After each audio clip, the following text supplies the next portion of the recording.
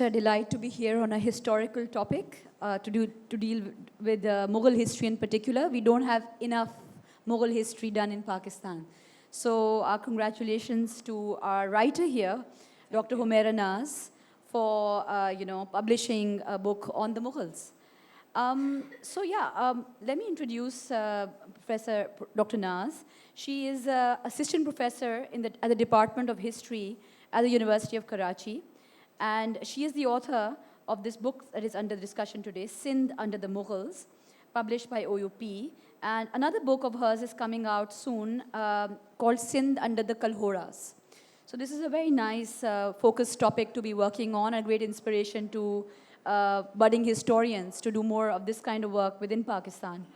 The discussion for our book today is we're lucky to have with us today Dr. Michel Boivin, who's a historian and an anthropologist with a specialization in Muslim societies in South Asia. He is a former director of the Center of South Asian Studies in France, and he teaches historical anthropology of the Muslim societies in South Asia at the School of Advanced Studies and Social Sciences. He has authored or co-authored, co-edited 18 books, and the latest of which is The Sufi Paradigm and the Makings of a Vernacular Knowledge in Colonial Sindh. So Sindh is very much his specialty. When we think of France and the study of Sindh, we think of Dr. Michel Boivin, and he's a very familiar figure for people working on Sindh in Karachi especially. He's often here with us. I will first invite Dr. Michel Boivin, who's actually written a preface to this book also, to make some general observations about the book. Yes, good morning or afternoon, I don't know. So thank you very much for this introduction, and I'm quite honored and pleased to discuss Dr. Humera's book about Sindh Under the Mughals. So we met with Humera some years back, I don't remember, but already we had opportunity to work together, and also it's true, I'm visiting Karachi quite often, but also she came to Paris. Yeah, so for me, her work was very interesting for a number of reasons and very important, I want to say. Maybe firstly because it deals with the historical legacy of Sindh, but of Pakistan in Persian language. Because as you know, for centuries, Persian was official. It means a literary and also administrative language used by all the different states in South Asia, so including Pakistan, but also India. And there is a huge amount of literature belonging to different categories in Persian. So Persian was the official language of all this area until the British suppressed Persian in 1835 and replaced it by English, but also by some other languages. But in 1835, Sindh was not colonized yet, because as you know, the British conquered Sindh in 1843. But after some years, similarly to the rest of the British Empire of India, the British suppressed Persian as official languages. It doesn't mean that Persian was not used anymore by the local literati, and especially by the Sufi poets, because even until the 19th century and also early 20th century, some scholars from Sindh in different fields still use Persian, of course, in combination with other languages such as Sindhi, Urdu, as well as Siraiki. So there is this huge amount of literature of different categories in Persian, and so it's really important that Dr. Humera specialized into this, and especially regarding this period when Sindh was under the Mughal rule. Because, of course, when we spoke about the Mughal, first, it is a very prestigious dynasty who ruled from North India, because many of these Mughal emperors were themselves very interested by literature, and also they were very important builders. And as you know, even today, one of the symbols of India is the Taj Mahal. So it's very meaningful also about the role played by the Mughal. And also there are many so interesting emperors, maybe starting with Akbar, because it's so fascinating, especially in relation with the many achievements he was able to do. Of course, he was emperor, but also he was so interested in different arts and this and that.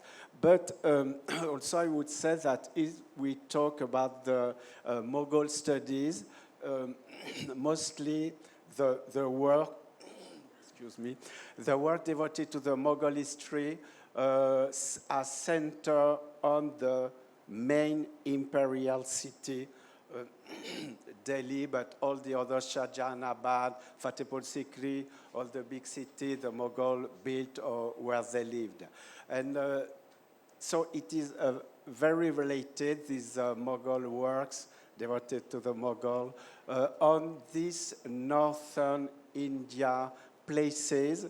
And it was a real issue to see finally what was the influence of the Mughal in a kind of peripheral, if I can say, provinces they were ruling, not only in the center, nearby the city where they were living in. So the work completed by Dr. Humera is very important for this, because through the study of this literature in Persian during the Mughal era, through this study, she was able to provide many information about Sindh, about the state of the society, about the power, about the different kind of literature, this and that.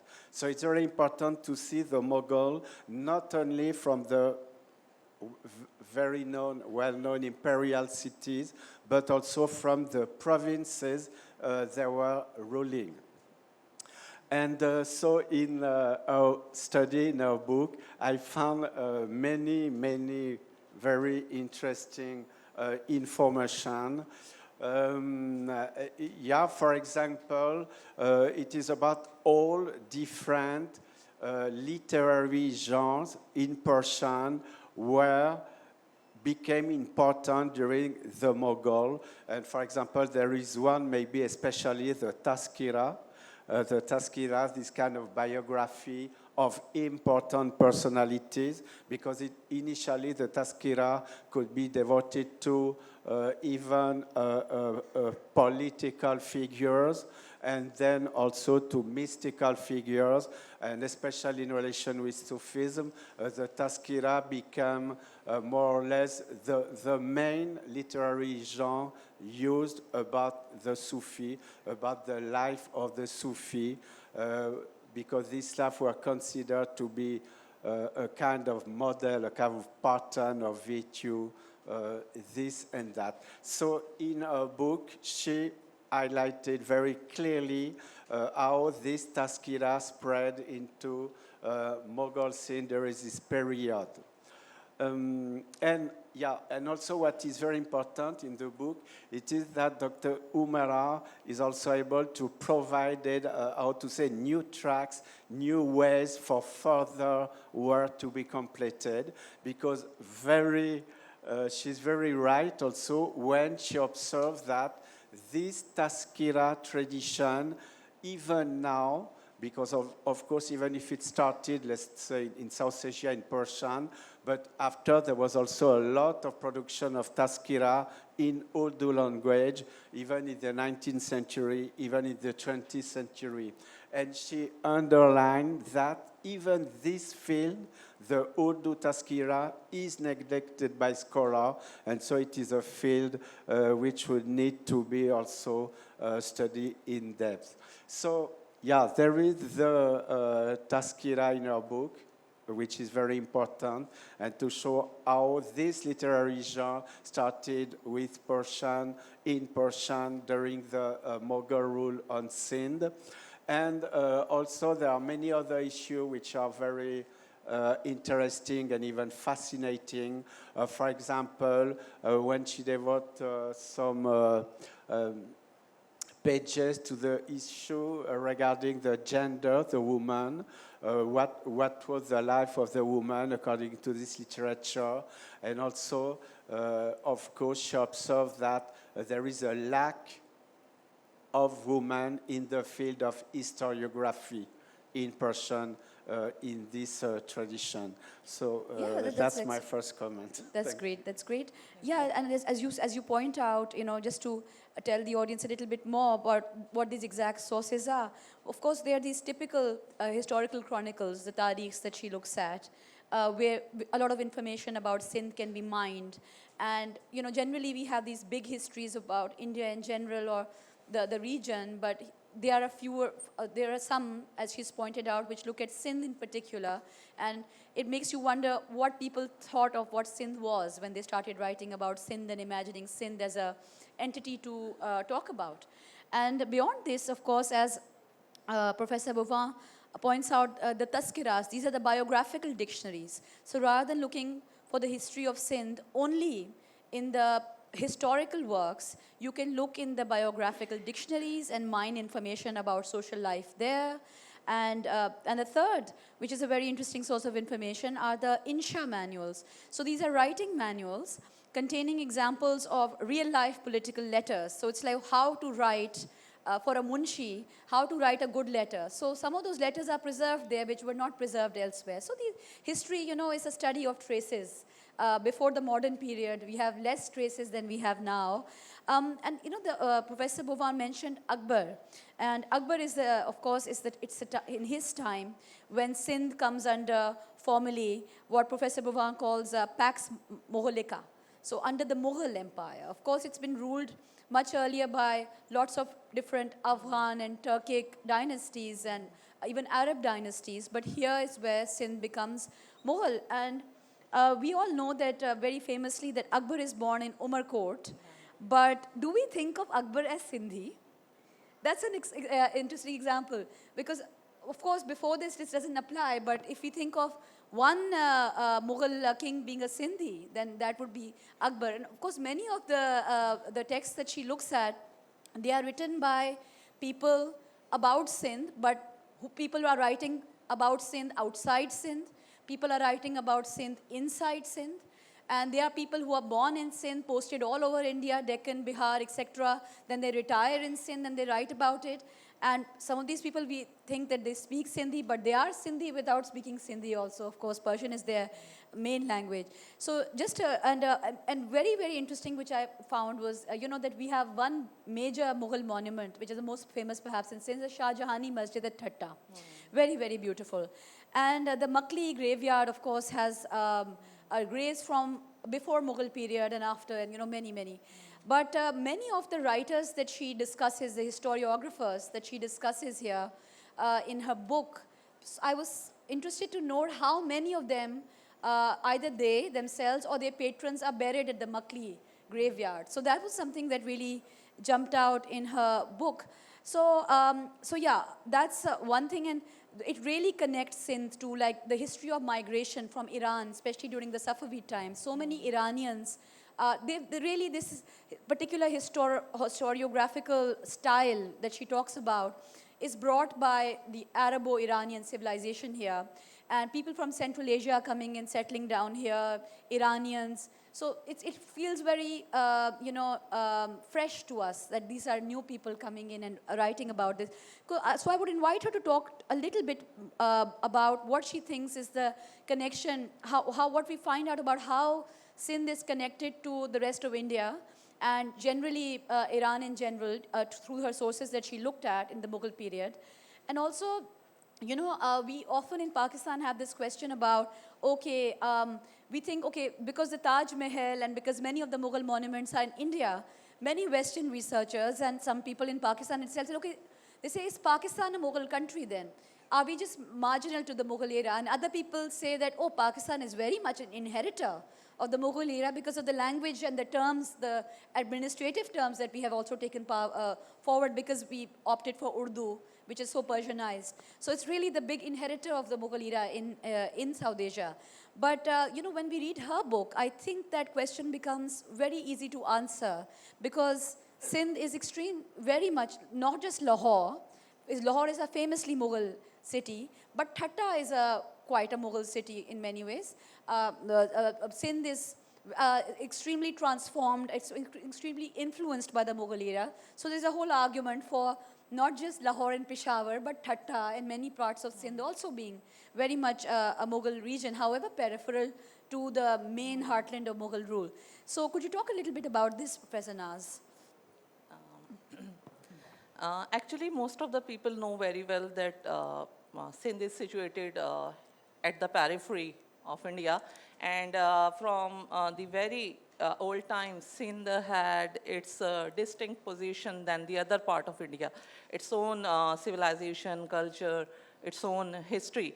So most of the time, most of the foreign dynasties, they ruled over Sindh and they established their influence over here.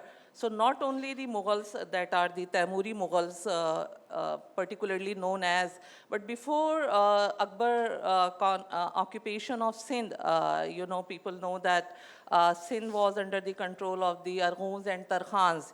And both of these dynasties that came from, they were also the Turkic dynasties. They were also the Mughals, not particularly the Taimuris. So when Babur attacked Kandahar and the Arghun were ruling over there, they expelled from Kandahar and they came to Sindh and they fought with the local dynasties. We know two of the local dynasties, Sumras and Sammas, they ruled Sindh.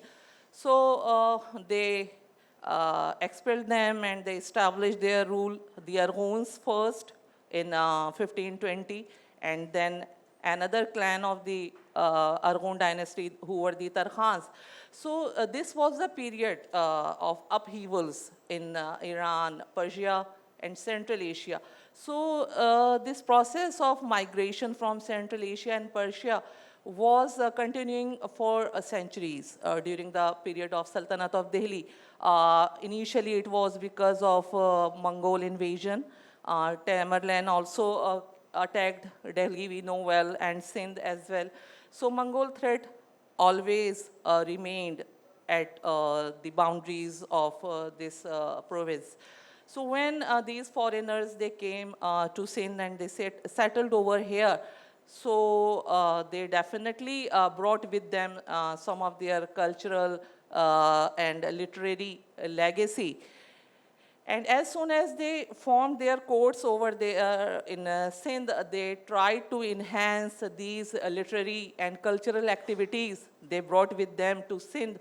So first of all, however, before the Mughal invasion, Persian was the court language during the previous rule when Sindh was under the governorship of the different sultans of Delhi. But Sindhi was also a prevailing language or the native language during the Sammas and the Sumras, but still Persian was in use. So these Mughals, they tried to promote their culture, foreign culture, they brought with them, and they patronized. So most of the elite class in Sindh, they were the people who migrated from Central Asia and Persia because of different reasons we have discussed, and they settled here. So the Mughal court, the Arghuns, Tarkhans, and definitely during the Mughals, during the period of Akbar when Sindh was conquered, it remained under the previous rule. Jani Beg, who was the Tarkhan ruler, he was appointed as the Mughal governor. So the Mughals did not try to change the native rulership, but Sindh came under the overlordship of the Mughals. Yeah. Yeah, so I wanted to ask what you said about, the matchup. Many of the people who are ruling Sindh and the elite families here, you could trace a foreign origin to them, Yeah. So, what does that, say to us about what the attitudes that you found. In your book, you mentioned some of these historians. Would they think of themselves as, Sindhi, or did they think of themselves as their own community, their own caste? Did they think of themselves as Turks? Did they think of themselves as Baloch? What was their attitude towards the local people? And this is a very interesting thing, because in Sindh, we have continuing patterns of migration. And these questions, they remain alive in very, very different settings and different ways. But it's nice to think what it was in the historical times. So their courts definitely they patronize, but definitely the native people, they did not like the foreign rule, and they were having a resistance against these rule. And we can see a number of resistance movement and uprisings that were by the native people. And in the sources we can find glimpses of such incidents.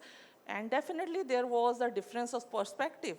The native perspective and the elite perspective, that were the foreigner immigrants. But most of the contribution in the literary achievement during the Mughal period, that were the foreigners. However, some were the locals, but gradually with the passage of time, they intermingled with the native. And we can see in the literary expressions that gradually the native words, the native sentiments, they have their place in the literature, in the culture as well. So this was an intermingling of the culture and the languages. So the native languages and maxims and proverbs came to be used in the literature. Sure, thank you. This is very interesting examples that you have of certain Sindhi words appearing here and there. It's nice to see them being recorded. But I wanted to also ask you that you have mentioned, and I would welcome Professor Boivin's jumping into this if he likes. You write somewhere in your book, on the page 40 actually, to be exact, unlike most other regions of India, Sindh has historically and geographically maintained a distinct identity from time immemorial, and this made it a unique region in India. However, this is of course a statement which might be a little sentimental, I would say, because you see, elsewhere in the book, you keep on talking about how the history of South Punjab is so interlinked with Sindh. Like many of the people, they're looking at this as a unit, like Multan and Sindh together, right? And then even parts of Balochistan are difficult to separate from the history of Sindh, because the number of Baloch, and today we know Asif Zardari is also a Baloch, it's really there. And these were dominant conditions in this region for long periods of history. So what would you and Professor Boivin like to tell us about how the idea of a land, like the modern idea of a land, it's only so much that you can extend it into history, where borders are more porous, and these provincial boundaries are not so, fixed. I'll take Professor Boivin first, and then I'll come to Dr. Nas. Yes. Yes, first, I have two other comments, very brief, excuse me.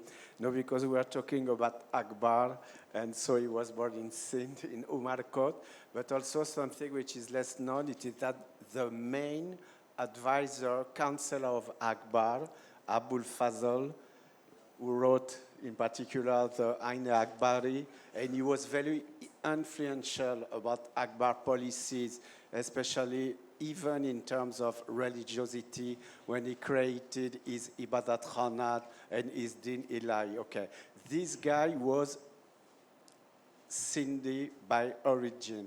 His father was Sindhi. So even you can see, even in the government of Akbar, you can see some Sindhi, so to say, influence. Yeah, and also there is another aspect very interesting in Dr. Humera's book. It is how to say the issue of oral literature, because many times in our book she said that we have to take into account as historical sources what are usually called the folk tales and all this, because obviously in Sindh there was not such a written literature developed a lot before the Mughal era. Of course, there was a famous Chachnama.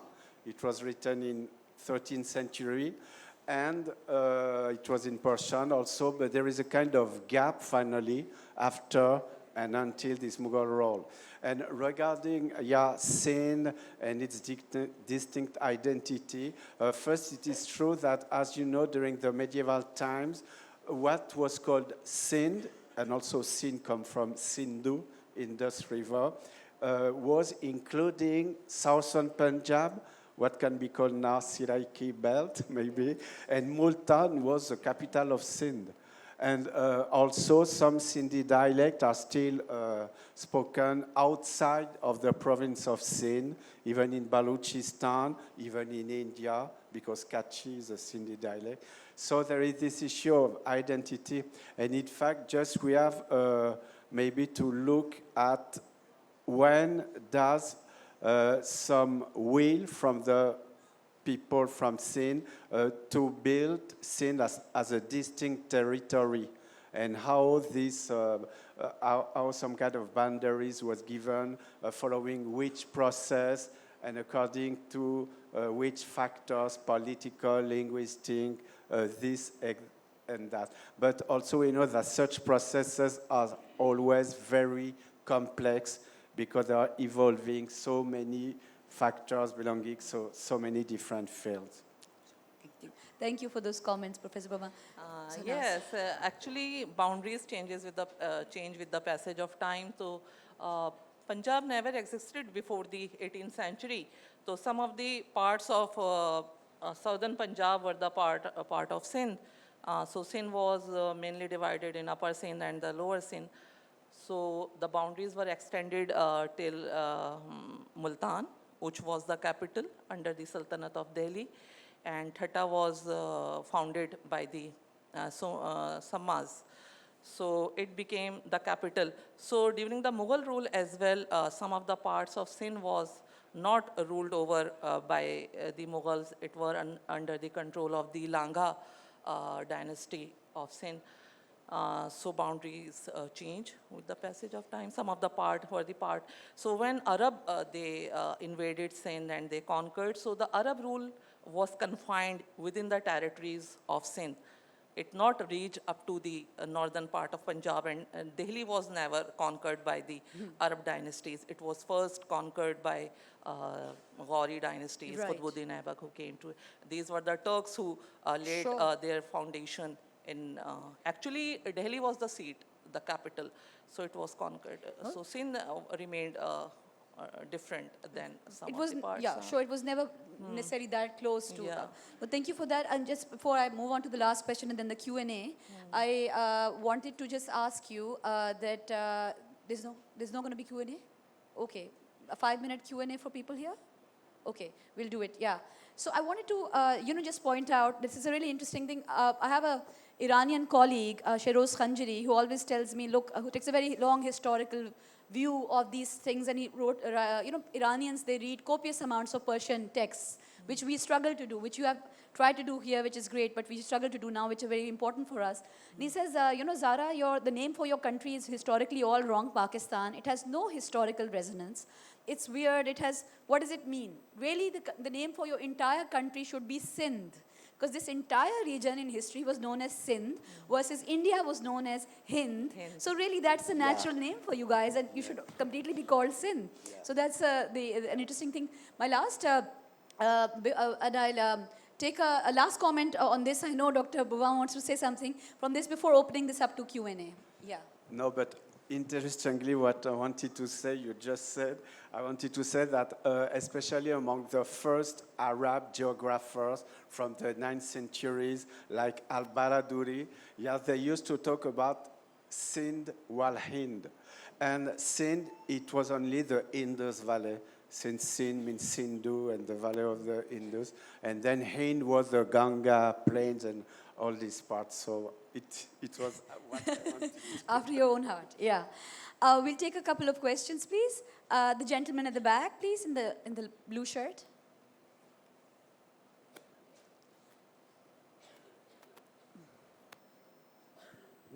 Thank you.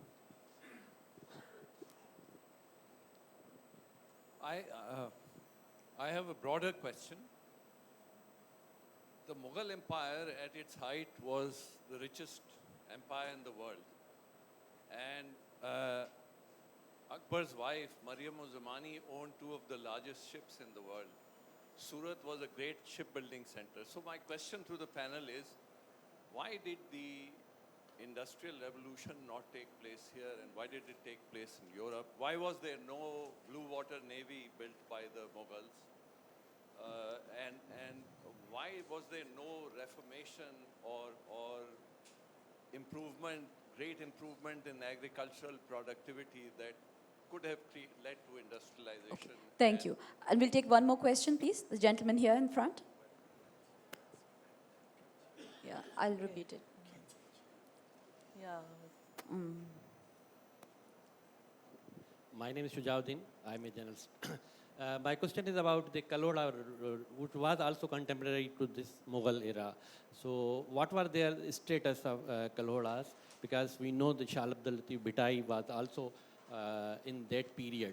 So it says that the middle of Sindh, I mean the area where Mughal, their Kalodas are Abbasids, they call it, were ruling. So, I mean, is there mention in your book about the Kaloda? Okay, thank you. We'll take one more and then I'll repeat the question so that it's clear. If there's one more, is there? Okay, there's one more. The lady there.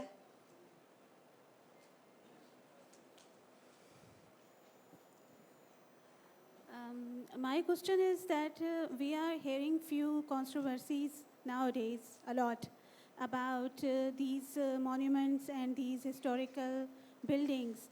Like I was reading a book about Delhi, and it was written there that Qutub Minar was initially made by some Rajas. So how we protect all these things? I mean, is there enough copyrights for these buildings? Or, I mean, how you wrote a book, it's good, but it can be challenged, you know. So how you keep the copyright? Is there any way to preserve all those buildings with the original names of the builders? Okay, thank you very much. Okay, so let me repeat this. The first of all, the question that we can take is the second one, is about Sindh under the Kalhoras. And the gentleman says it's a contemporaneous. I know your second book is completely devoted to this. Yeah. So to what extent do they show up in your current book and in the sources that you look at? I know that they showed up enough that you're writing a second book on it. And then two other questions which are about more general Mughal or Indian history. One is, of course, and you know, any of you are, if you wish to answer briefly, you can touch on this. Why do we not see a bigger merchant navy under the Mughals and the things which went on to become powerful in the modern period? So why don't we see that popping up under, that kind of development popping up under the Mughals so much? When at a time, there was a time in Gujarat when shipbuilding was major, but we don't see that happening. I know that shipbuilding is important in Sindh as well, but why do we not necessarily see that? Thirdly, I know that you, in one of the sources that you've looked at, you talk about how Sevan, some of the inscriptions are there. So how much do we are able to find out in texts about who the monuments originally belonged to and how much they can change with time? As this is a general historical this thing, how much other people can put up their name on it. I know a colleague, Dr. Shayan Rajani at LUMS, has written in depth about this. Please, Dr. Naz. So first of all, I would like to answer the question about the Kalhodas. So Kalhodas, they were recruited by the Mughals as the governors. Initially they secured the title of the Nawabs. So starting from the 18th century, from 1701, so the actual control and authority came under the hands of the Kalhodas, and gradually after the death of Aurangzeb Alamgir, as soon as Mughal authority started to weaken, so the distant areas, they were out of control of the Mughals. So the same case was with Sindh, and Deccan, same with the Deccan. 1737, so the Kalhodas, they became the authoritative or the autonomous rulers of Sindh, and Sindh came out of the Mughal authority and power because of the weakness that was as a whole in the all parts of India, and all the distant provinces were getting out of the yoke of Mughal authority. Secondly, Why the- naval power was a weak point of the Mughals. However, there were some posts like Amirul Bahar, but there is a controversy about the description of these ports. Some of these scholars, they are of the opinion that Amirul Bahar was having only the authority to collect the revenue, that custom duties, while some consider that there was a Mughal navy. But because I think because of the European arrivals, as soon as the Mughal rule established over there, this was the time when the Europeans came to Sindh and, in India, and they settled over there in different coastal regions. So because of the European supremacy over the naval force, as we know, the Portuguese were the sea pirates, and they were so powerful and strong that Mughal could not supersede them, and they could not establish their naval force. So this was their weak point. Right. That's why they cannot carry out any military campaign beyond the sea area or sea route. Thank you. And if you wanted to make a last point about inscriptions, then we can just close the session after. Actually, the primary sources, but mostly the archaeological evidences define that which building belongs to whom.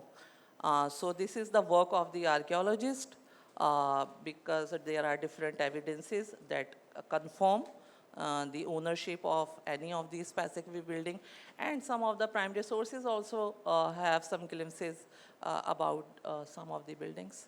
Wonderful. On the behalf of the festival organizers, I would like to thank two professors here for letting us glimpse the history of Sindh under the Mughals and in general. So I'll Thank you hand so for them. much, Thank you very much. all And of thank you you, all the- to our the attendees present here. Thank you all for being